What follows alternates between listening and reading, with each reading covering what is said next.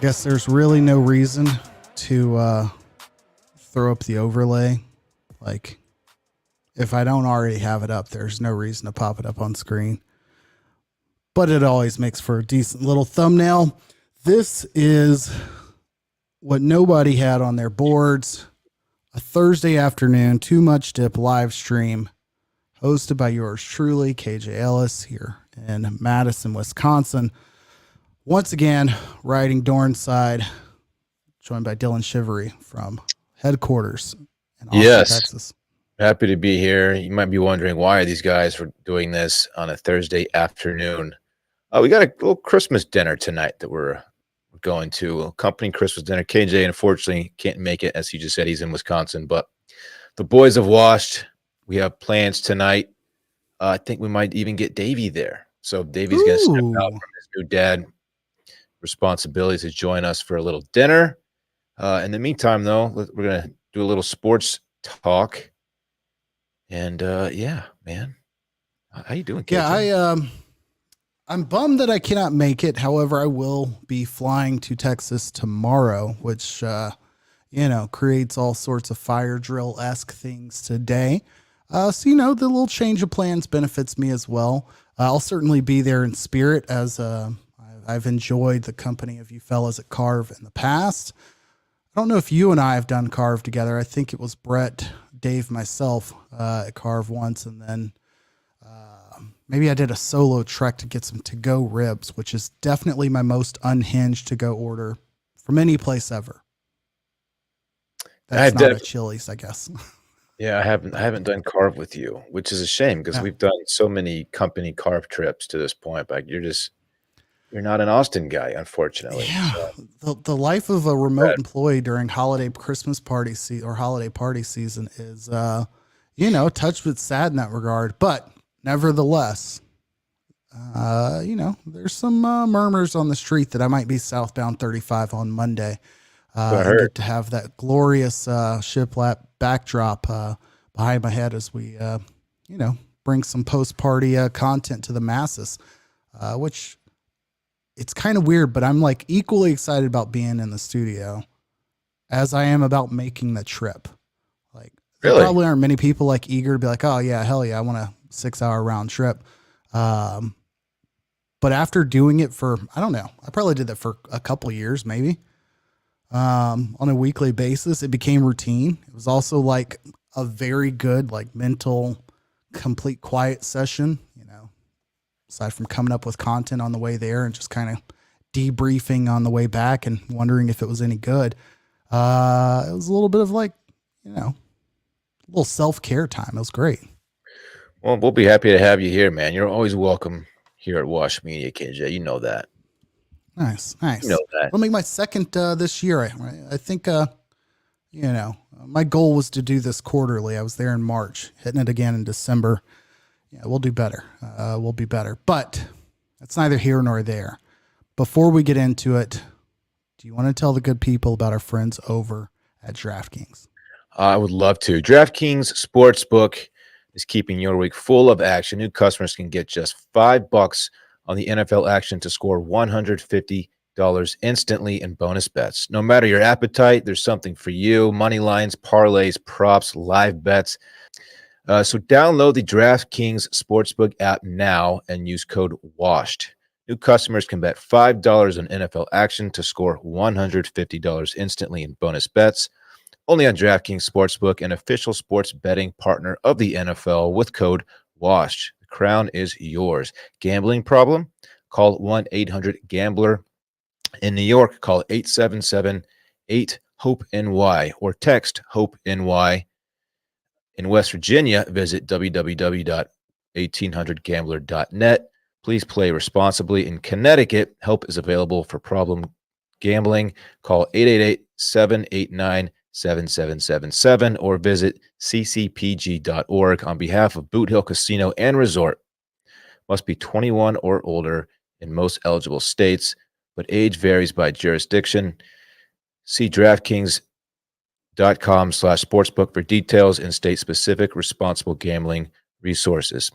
Eligibility and deposit restrictions apply. Bonus bets expire 168 hours after issuance. Terms at sportsbook.draftkings.com/football terms. Whew. Flawless, my guy. Got there. We did it. Absolute flames. I certainly think that it's poor form to ever,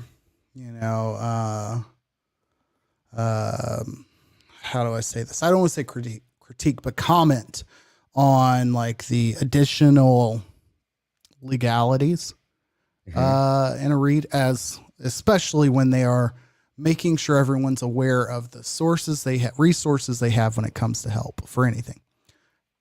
But I am willing to look the people directly in the digital eye here and tell them I will consider running for president only on one platform, and that is I will create one national helpline for all gambling addiction needs. Yes. For all future content creators and potential gambling addicts alike, so that you can think to yourself, in those dire moments, I need to reach out. I need some support. Who should I call? You just dial 777. I feel like that's an appropriate, quick number. Yeah, it is. You don't think each state needs its own unique URL and 800 number? No, somebody get that to Joey B, or Ramswamy or whatever, and somebody package that up. I'll vote yesterday. How about that? All right. Got a few things on the rundown. Last time we did an episode Monday, and we talked about the Ohtani Dodgers signing the new contract, but we didn't know specifics of it yet. Some new information has come out since then. It turns out that of his $70 million per year, an astounding 68 of it is deferred until after the life of the contract. Therefore, $2 million a year. How they're getting away with this, I don't know, but that is crazy, crazy money.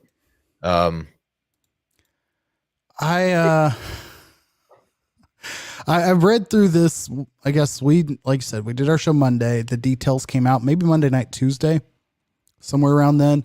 Mm-hmm. And I think I first saw ESPN's headline about it, and it said like Ohtani to get like 20 million or to take 20 million contract or whatever it was. Like the summary I screenshot because I thought it was a typo. Yeah. And like them talking about deferring, certain dollars or whatever per year. And I'm like, makes no sense. The man's going to take 2 million a year. And then you see it broken down. You're like, oh, he's averaging about 50 million a year in endorsements. So he's all right. It does make you wonder. I'm sure basketball has rules against this because their contracts are a lot different, but like LeBron could have been doing this a million years ago. But the other part of it real quick is that they said he could establish his residence anywhere, like after the contract, and taxes would be due at the time that the money is being deferred to, which is key if you're in California. Oh, that's a part of this I hadn't considered at all. Interesting. Yeah. So the 68 million per year will be paid out to Ohtani from 2034 to 2043. So the Dodgers are on the hook for that money, and their justification is okay. Well, we're probably going to make enough in endorsements ourselves to like pay for that once the life of his contract is over. But why isn't this just stupid question? Why isn't this done more? I mean, I know it's done some. The Bobby Bonilla contract comes to mind. The whole 25 million, $1 million a year. The big difference between that one and this one also is that he accepted it interest free. So Bobby Bonilla is like interest was being accrued on every year, that it was being deferred. So he's getting paid more than 1 million each year, which is tremendous for him. Great job. Great work if you can get it. Ohtani's will be the exact number over time. To answer the question as to why it isn't being done more, I feel like you've got to have some sort of sure thing and then a willing, like an entity that's already valued via endorsements or anything else at a certain level. And then probably someone who's seen what it means to lose. Mm-hmm. And someone who understands the value of like, I'm not getting there myself, no matter how good I am, what I do, without losses, it ain't happening, or without a team around me, it ain't happening. Yeah. Sorry, Randy just walked into the studio and said there's a new food truck across the street. So it's extremely distracting. All I want to know is like what it is. Wham Bam Big. That's huge. That's big for the squad. Wow. Which, bagels, sure. I think that's tremendous. You got to wonder if they're hooking their water line up locally, or if they're just like bringing a water tank with imported water. Yeah. As commenter Michael Carroll just pointed out, I know there's a big tax play here in deferring all this money. I don't know the ins and outs of it enough to actually speak intelligently on it, but I do know that this benefits the Dodgers in some way, 100%. tax implication wise. So we do have to at least acknowledge that piece of it. Thank you, Michael. I think they are also hedging against the expected civil war that I watched a trailer on featuring can't remember his name. Ron Swanson is the president of the United States. I don't know if you saw this movie trailer drop yesterday where, it looks like Texas and California are taking on the rest of the United States. So if that happens, Dodgers are probably off the hook in two-state America. Yeah, so whatever. Oh, you can't talk enough Ohtani during the season. I'm glad that he's getting his shine during the offseason as well. Yeah. One other quick thing before we get into some football. As a Wisconsin resident, I guess I should also add homeowner in this state now and state tax paying individual. Giannis Antetokounmpo is everything you could expect a superstar to be in a place that does not have a ton of them. Yeah. 64 points, franchise record night. Yeah, last night against completely blanking, which I should know because then he went and got in a fight with him. The Pacers against the Pacers last night, and then you have a franchise record game. Kind of customary for the ball to go to the individual, much less the team, to put that on display somewhere. And there was some shady shit happening. One of the assistant coaches from the Pacers asked the ref for the ball after the game. Like they've got it on camera. The ref gives him the ball, not thinking anything of it. And then you see Giannis's brother go over and request the ball from the group of Pacers coaches and players as they're walking off, and basically quickly get shut down. And he kind of just turns like, they ain't giving the ball back. And Giannis lost his absolute mind. Rightfully so, but lost his absolute mind. Okay. I didn't have any context. I knew that he was going after the game ball, but I didn't know the exact reason for it. And he was very upset. No one was going to stop him from getting back there. Yeah. And they got him. I mean, he's not like he has to be mic'd up. But again, it's at that point, quieting down arena. And he is basically yelling at players and or other coaches like, I need that ball. Go get that ball. And nobody was like reacting as quickly as he needed it to be. He took it upon himself to say, screw this. I'm running back there. Goes up to the locker room, and they've got, audio of the players in the Pacers locker room. Like, no, we're keeping it, which is some childish shit. Yeah. Especially when the dude just put 64 on you. Like, who are you to argue? You're the Pacers. Yeah. Rick Carlisle, get it together. Like, that's insane.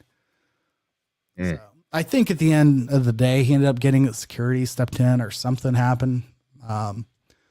It's not like football where you have like an interception and the ball that's intercepted typically belongs to the other team, college and down, at least. The NFL is a little bit different. But that ball physically usually is purchased by the other team and brought to the game by the other team. So you get a pick, you've got to give it back because it is their property. That's not how it works, especially in the NBA. Like, I don't know.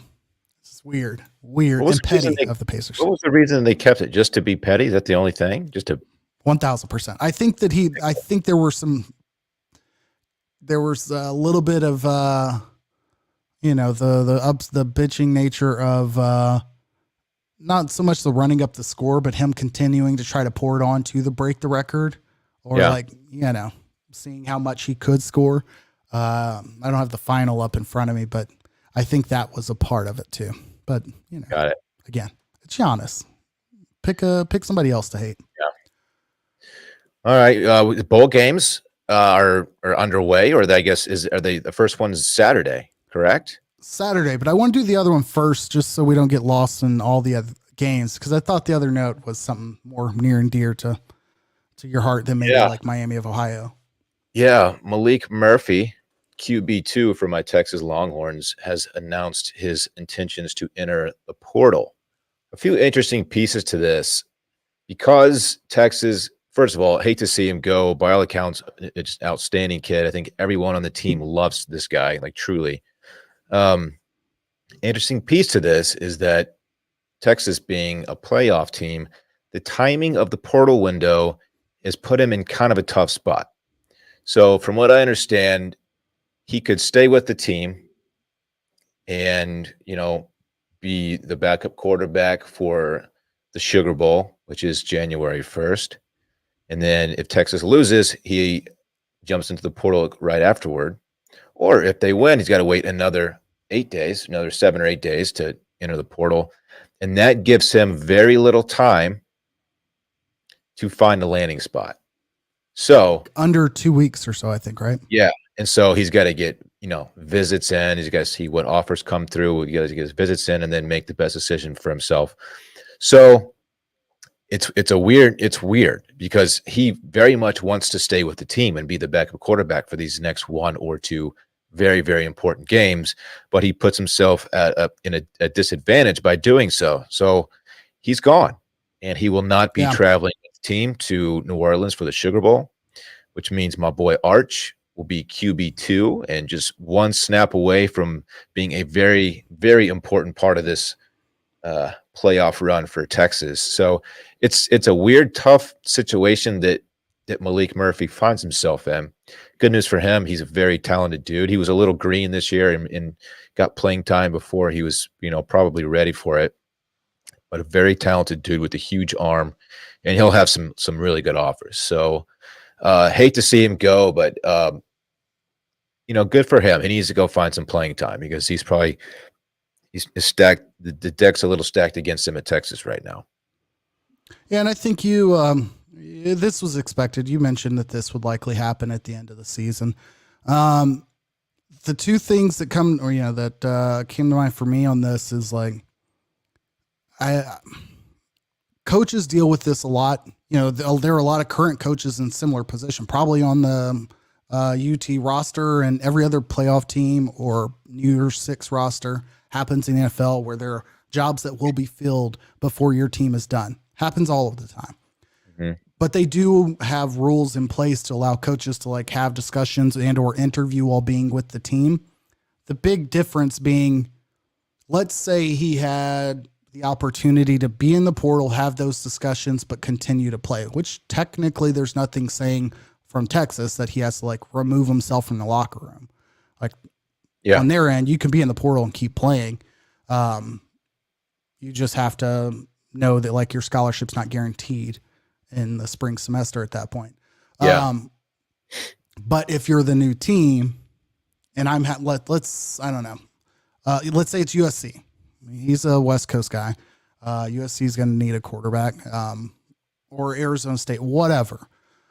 And you have conversations with them. He's had to play due to injury to Quinn multiple times this year already.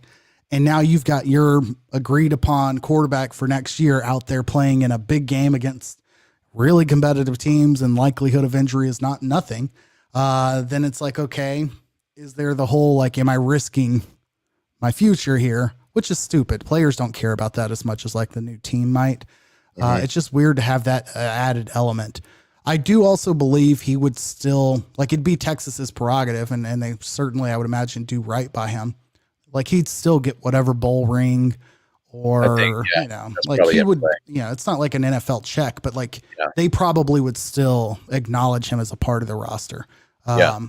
It very minimum for the Sugar Bowl, probably for the Natty, especially since he started games for them. Another interesting piece of this is that he plays a unique position. Mm-hmm. If he were an O lineman or a safety or something, it'd be a little different. But quarterbacks, like he's transferring to a school pretty much knowing that he wants to be like a starting quarterback somewhere. 100%. There are only so many starting quarterback positions to go around, right? So the longer he waits, the more of those spots are going to start to fill up, and he might be a great fit for a USC, for example. And what's to say they're going to wait around on him, and when they can find maybe an option that's about as good as him to go ahead and fill that spot like this week. So it's advantageous for him to hop in there now and start to look around.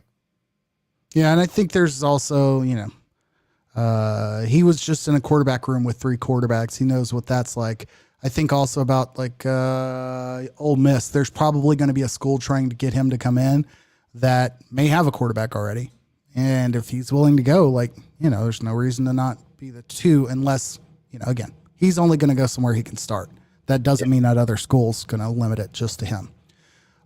Okay, yeah, so bowl games or diving in. I tweeted out something I thought was worth a chuckle when it came to bowl games. We're going to see this pretty much for every bowl that is not a New Year's Six or playoff game, where you've got 2 teams that may or may not travel well, or they're playing in a stadium that doesn't quite fit the level of competition, and you get tickets on sale for $2, $1, 50 cents. We were seriously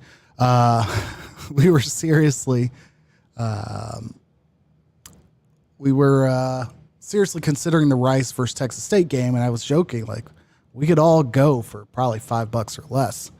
That's a bowl game. That's typically not the case for an NFL game, as the Panthers currently on the secondary market against the Falcons. You can get tickets for 50 cents. Mm-hmm. Like you're going to pay like 10 times more in fees. But I'm looking at the slate for bowl games. As you mentioned, they kick off on the 16th. Is that correct? So that puts us on Saturday, right? Yeah. So what do we have day one? We've got 3 NFL games, but what do we have on the college slate? Pulling it up right as we speak. As you're doing that, I'll acknowledge recording during the day due to the Wash Media holiday party this evening. All right. So Saturday, we have the Myrtle Beach Bowl. Myrtle. Georgia Southern versus Ohio. We have the Celebration Bowl, Florida A&M and Howard. New Orleans Bowl, which is Jacksonville State, Louisiana. I'm looking for some. We have the see if there's any that stand out. Texas Tech plays Saturday. They play Cal in the Independence Bowl. You have the LA Bowl, which is UCLA and Boise State. The New Mexico Bowl, Fresno State and New Mexico State. And finally, the Cure Bowl, Miami of Ohio versus Appalachian State. A couple things of highlights there. Obviously, Texas Cal, or Tech Cal, I should say, will be interesting just, because it's a Texas team and whatnot. Also, the Independence Bowl has been gone for some years, so good to see that back. Shreveport's not the worst place. Is that like a good tourism tagline? Like Shreveport's all right. You just go there to gamble, right? That's the yeah. If it's close, it's all right. Living now in a different region where casinos are much more accessible, it's very strange to me, like the Oklahoma border casinos and Shreveport, like those existing, because, again, like you said, it's nothing special. But in the Midwest right now, like, I could go to an equivalent casino, not an equivalent community, like full of casinos, but like I can go to an equivalent casino, like within an hour, never even crosses my mind. Yeah. But people do their bachelor parties all the time in Shreveport. That stands out, but also head coach of Jacksonville State. You know who that is? I do not. Rich Rodriguez. Oh, he took over for Dion, huh? Former or Jackson State versus No, Jackson State. Never mind. Yeah, Rich Rodriguez, not the father of Michelle Rodriguez, and not the movie producer, but the former West Virginia head coach of Steve Slayton, Pat White days, and then went on to be the coach at Arizona. Turned Jacksonville State into like a reputable or, winning program. I shouldn't say reputable in 1 year. And then New Mexico State, who beat Auburn, playing Fresno State, who's always competitive. And then UCLA, Chip Kelly. If for some reason they choke in this game, I still think it's within reason that Chip Kelly's not back. Their top quarterback transferred out. He was a freshman and one of the highest recruited quarterbacks last year. So if you've got a leaky boat there and you're losing to Boise State, who's replacing their coach, I could see UCLA making a late in the season change if they're not happy. Yeah. So a sneaky fun thing about bowl season is you get these like weird Tuesday afternoon kickoffs. Like games are on Tuesday and Wednesday. And I forgot about that until I looked at the schedule. Those are just Monday at 2:30. Fun little surprise. Yeah. I miss the marketing push where it wouldn't have been next week. It would have been the week of Christmas, but they just kind of tag it as bowl week, where every single day, basically Monday through Sunday or whatever it would end up being, you would have like multiple bowl games every single day. And again, we've got games Saturday, Monday, and then Tuesday. For some reason, we only get one game.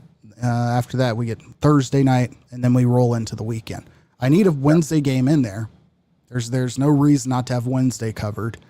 And then you pick back up, and you're missing Christmas Eve, which is the Hawaii Bowl should be locked into that. And then the following week, you're missing Monday. So, I need a game every single night. That's the only way some of these bowls are going to get attention. Yeah, you're right. They do a nice job. San Jose State up there. Yeah. Yeah. Like a couple of these weeks, we have a game Tuesday, Wednesday, Thursday, Friday, and Saturday. So it's plenty of action to look forward to coming up. And then, of course, we got my horns on the first. Sorry. You've got so much hedging till then. You've got so I'm it feels excited, close, man. but it's weird to think we're on the 14th. College finals will end this week, and then practices is probably for that team too. Probably for Jan 1 game, they won't even start practicing until next week. It's weird for as a fan to try to have that excitement and carry that forward. And the players aren't even, you might have the quarterback in there watching film early, and they're just doing lifting and all that. Coaches are in there. Yeah. Coaches are in there. All that, but yeah. 100%. But they're doing just, come in for your lifts, focus on your finals, focus on moving out of your dorm or your apartment this week. They'll probably get a day off. And then once practices start, that's when you start getting paid to be on campus. When I was part of Texas Tech in their Cotton Bowl appearance, that was a glorious time because it was a complete ghost town in Lubbock, except for the football players, and you felt like you had just free reign to do anything. We had some players get in trouble for a multi-street, multi-dorm, airsoft gun fight that they were having, and the cops showed up and had guns drawn down on them. Holy shit! Probably not hilarious to them in the moment, but watching the dash cam footage in the meeting room the next day with Coach Leach, what the fuck are you doing? RIP. Was kind of one of those moments where of all people, I'm not going to be laughing out loud as the 119th man on a 120 person roster, but the players are going to love that little period. So that's all I've got. Let's dig in on Monday. We'll start talking about some of the other bowl gifts as we get through the real thick of it for the NFL, fantasy football playoffs, all that stuff. And we might even have David Carter Ruff back with us live and in person in Austin. He hasn't confirmed yet that he will be back Monday, but I have a feeling he will be. So we'll see. Yeah. We hope It's okay if he's not. I think I planned it just in case he wasn't, so that he and I don't have to cross paths. But if he is, the synergy will be real. All right. KJ, as always, thank you, sir. Good luck at the dinner tonight. Just be checking Instagram for coverage. Surely we'll be getting posts off. Coffee Friday at 11 a.m. YouTube.com/circling back. That's right. Thank you. Absolutely. All right. Let's get out of here. Stuff. Later. I want my chips with the dip. That's all I know. I don't want my chips plain. I want my chips with the dip. So bring them dips.